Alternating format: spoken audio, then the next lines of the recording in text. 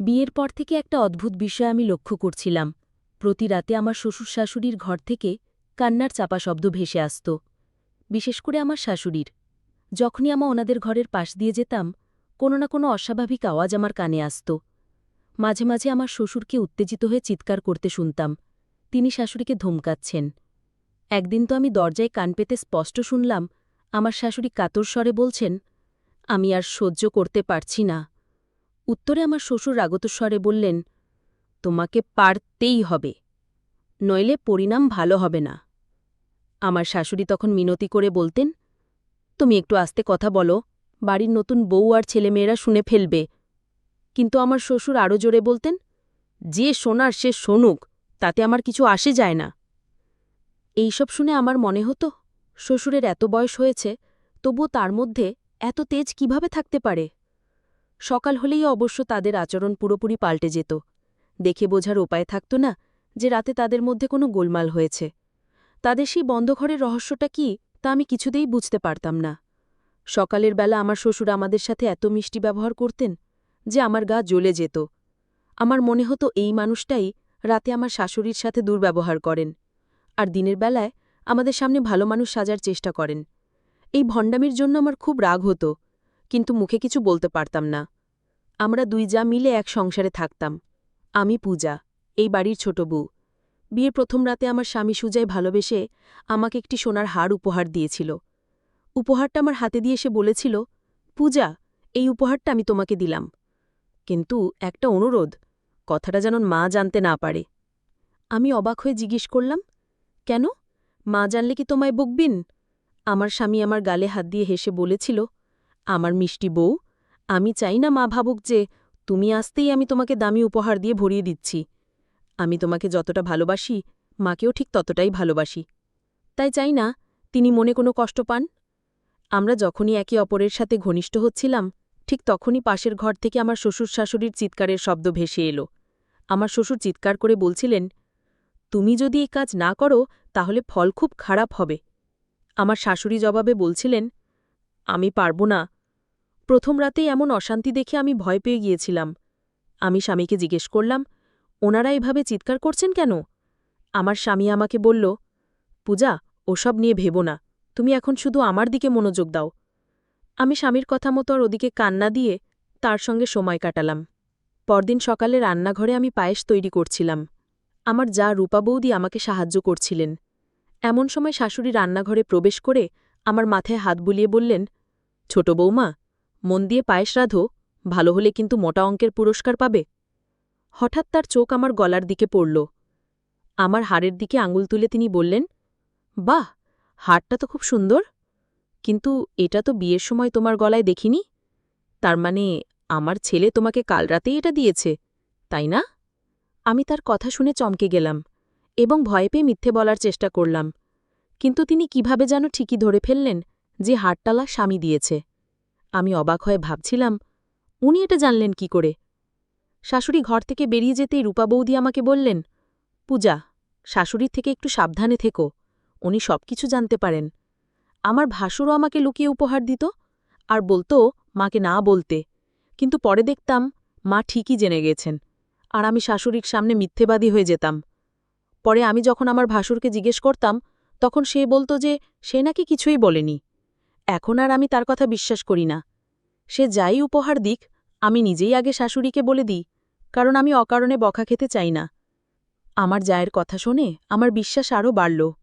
আমার স্বামী তো আমাকে স্পষ্ট বারণ করেছিল, তাহলে শাশুড়ি জানলেন কি করে? সেদিন দুপুরে খাবার পর আমি সোজাইকে জিজ্ঞেস করলাম, তুমিই তো বারণ করেছিলে, আবার তুমিই মাকে হাড়ের কথাটা বলে দিয়েছ। আজ আমি মায়ের সামনে মিথ্যেবাদী সেজেছি। সুজাই হেসে বলল, মা ভীষণ বিচক্ষণ, তুমি নিশ্চয়ই ওনার সামনে এমনভাবে কথা বলেছ যে উনি ধরে ফেলেছেন। আমি মাকে কিচ্ছু বলিনি। এরপর থেকে যখনই আমরা আর সুজে একান্তে সময় কাটাতাম, তখনই শ্বশুর শাশুড়ির ঘর থেকে চিৎকারের আওয়াজ আসত। আমার শ্বশুর কেন রোজরাতে শাশুড়ির উপর এভাবে রেগে যেতেন, তা আমার মাথায় আসত না। দেখতে দেখতে আমার বিয়ের ৭ দিন হয়ে গেল। এই সময়ের মধ্যে আমি শাশুড়িকে আমাদের সাথে কোনো খারাপ ব্যবহার করতে দেখিনি, বরং তিনি আমাদের ভালোবাসতেন। তাহলে রাতের বেলায় কি এমন হতো? আমি যখনই আকাশকে এই বিষয়ে জিজ্ঞেস করতাম, সে বলতো, দেখো পূজা, বাবা মায়ের ব্যক্তিগত ব্যাপারে আমাদের মাথা ঘামানোর দরকার নেই, তারা নিজেদের সমস্যা নিজেরাই মিটিয়ে নেবেন। এমনকি সুজয় যখন আমার সাথে লুকিয়ে কোথাও ঘুরতে যাবার পরিকল্পনা করত, সেটাও শাশুড়ি ঠিক জেনে যেতেন। আমি সুজয়কে বললে সে প্রতিবারের মতো বলতো যে আমি মাকে কিচ্ছু বলিনি। সে বলতো, আসলে কাল রাতে বন্ধুদের সাথে ফোনে ঘুরতে যাবার পরিকল্পনা করছিলাম, মা হয়তো আড়াল থেকে আমাদের কথা শুনে ফেলেছেন। তুমি এসব নিয়ে ভেবো না, চলো আমরা ঘুরে আসি। সেদিন আমরা যখন সারা দিন ঘুরে বাড়ি ফিরলাম, তখন সুজয় আমাকে বাড়িতে নামিয়ে দিয়ে বলল যে সেই মায়ের জন্য ওষুধ কিনতে যাচ্ছে। আমরা যখন ঘুরতে বেরিয়েছিলাম, তখন শাশুড়ি প্রতি ঘণ্টায় আটাশকে ফোন করে আমাদের খোঁজখবর নিচ্ছিলেন। সেদিন বাড়ি ফিরে নিজের ঘরে ঢুকতেই আমার পায়ের নিচের মাটি যেন সরে গেল। আমি দেখলাম রতন, যে আমাদের বাড়ির ইলেকট্রিক আর কেবিলের কাজ করে, সে আমার ঘরের ফুলদানি থেকে একটা ছোট্ট ক্যামেরা বের করে লুকানোর চেষ্টা করছে। দৃশ্যটা দেখে আমি হতবম্ব হয়ে গেলাম। আমি তাকে ধরে ফেলে চিৎকার করে শাশুড়ি আর যাকে ডাকলাম। রতন বাধা দেবার চেষ্টা করলেও পারল না। আমার শাশুড়ি এসে রতনের হাত থেকে ক্যামেরাটা কেড়ে নিয়ে তাকে মারতে শুরু করলেন আর বললেন, তোর এত সাহস, তুই আমার বাড়ির বউদের উপর খারাপ নজর দিস? আমার যা বললেন, মা, পুলিশকে খবর দিন, ও অনেক বড় অপরাধ করেছে। আমার শাশুড়ি আমাদের দিকে তাকিয়ে বললেন, না, পুলিশ ডেকো না, এতে আমাদের সম্মানহানি হবে। আমি বললাম, সম্মানহানির ভয়ে আমরা এই অপরাধীকে ছেড়ে দেব? ও তো আমাদের সবকিছু রেকর্ড করেছে। ঠিক তখনই রতন ভয় পেয়ে বলে উঠল, তোমরা যদি আমাকে পুলিশে দাও, তাহলে আগে তোমাদের শাশুড়িকে শাস্তি পেতে হবে, কারণ তিনি আমাকে ছোট বৌদির ঘরে স্পিকার লাগাতে বলেছিলেন। বিশ্বাস না হলে চলো, আমি তোমাদেরকে ওনার ঘরের আসল রহস্য দেখাচ্ছি। এই কথা বলে রতন আমাদের শাশুড়ির ঘরে নিয়ে গেল। আমার শাশুড়ি নিজেকে বাঁচানোর অনেক চেষ্টা করলেন, কিন্তু তার আসল রূপ আমাদের সামনে চলে এলো। রতন সত্যি কথাই বলেছিল, আসল অপরাধী সে নয়, আমার শাশুড়ি। তিনি আমার আর আমার জায়ের ঘরে ছোট ছোট স্পিকার লাগিয়ে রেখেছিলেন, যার সংযোগ তার নিজের ঘরের স্পিকারের সাথে ছিল। এর মাধ্যমে তিনি আমাদের স্বামী স্ত্রীর সমস্ত ব্যক্তিগত কথা শুনতেন। আমার যা তো এতদিন জানতেনই না যে তার ঘরেও এমন একটা স্পিকার লাগানো আছে। বাড়ির সবাই ফিরে আসার পর আমরা যখন শাশুড়িকে এই বিষয়ে জিজ্ঞেস করলাম, তিনি বললেন যে তিনি যা করেছেন ভালোর জন্যই করেছেন, কারণ তার ভয় ছিল বিয়ের পর বউরা ছেলেদেরকে মায়ের কাছ থেকে কেড়ে নেয়। এত কিছুর পরেও তিনি নিজের ভুল স্বীকার করতে রাজি হলেন না। তখন আমার শ্বশুর রেগে গিয়ে শাশুড়ির দিকে এগিয়ে এসে চিৎকার করে বললেন, এই দিনটার জন্যেই আমি তোমাকে প্রত্যেক দিন রাতে বাধা দিতাম, আমি তোমাকে এইসব নোংরামি বন্ধ করতে বলতাম, কিন্তু তুমি আমার কোনো কথাই কানে তোলনি। ছি ছি, তোমার লজ্জা হওয়া উচিত এমন কাজ করার জন্য। তুমি প্রতিদিন রাতে স্পিকার চালিয়ে ছিলে বৌমার কথা শুনতে, আর আমি বাধা দিলেই আমাকে হুমকি দিতে। সেদিন আমার আর কিচ্ছু বুঝতে বাকি রইল না। আমার স্বামী আর ভাসুর যখন বলল যে তারা এই বাড়ি ছেড়ে চলে যাবে, তখন আমার শ্বশুর শাশুড়িকে বললেন, তুমি যেটার ভয় পেতে, আজ তার চেয়েও খারাপ কিছু হতে চলেছে, শুধুমাত্র তোমার জন্য। তোমার এই স্বভাবের জন্যই আমার ছেলেরা বাড়ি ছাড়তে চাইছে। এক্ষুনি নিজের ভুল স্বীকার করো, নইলে তুমি তোমার ছেলেদের চিরদিনের জন্য হারাবে। আমার শাশুড়ি তখন আমাদের দিকে আঙুল তুলে বললেন, সবকিছু এদের দুজনের জন্য হচ্ছে, এরাই আমার ছেলেদেরকে কেড়ে নিয়েছে আর আমার সংসারটা নষ্ট করে দিয়েছে। তিনি তখনও মানতে নারাজ যে তিনি অন্যায় করেছেন। এরপর আমার স্বামী আর ভাসুর আমাদের জামাকাপড় গোছাতে বলল। আমরা যখন সত্যি সত্যি বাড়ি ছেড়ে যাচ্ছিলাম, তখন আমার শ্বশুর শাশুড়িকে বললেন, এখনও সময় আছে, নিজের ভুল মেনে নিয়ে ওদেরকে আটকাও, নইলে আমি ওদের সাথে এই মুহূর্তে বাড়ি ছেড়ে চলে যাব। বাবার মুখে এই কথা শুনে আমার শাশুড়ি শেষ পর্যন্ত ভেঙে পড়লেন।